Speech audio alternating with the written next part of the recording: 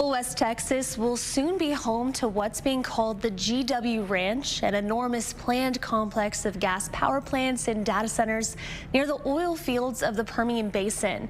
Now, according to the project's developers, it is the largest permitted data center campus in the United States. Pacifico Energy got the go-ahead this week from the Texas Commission on Environmental Quality. This more than 8,000-acre campus will be located in Pecos County, north of Fort Stockton. The commission approved its air permit of up to 7.65 gigawatts of gas-fired power generation using a mix of small and large-scale gas turbines. According to the Texas Observer, the ranch is authorized to release more than 12,000 tons per year of regulated air pollutants, and that includes soot, ammonia, carbon monoxide, and volatile organic compounds.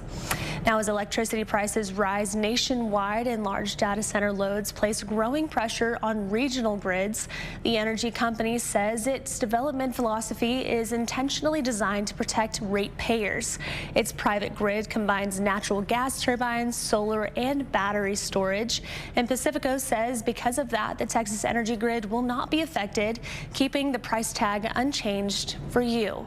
In a statement, Pacifico Energy says the permit approval, quote, clears a critical path for delivering power at a scale the market currently needs. It is expecting its GW Ranch will provide customers with power in the first half of 2027 with a guaranteed pathway to scale to more than 5 gigawatts. Pacifico Energy says it expects this project to create thousands of construction jobs, hundreds of permanent high-paying jobs, and substantial tax revenues. Pacifico is calling it the next wave of AI innovation.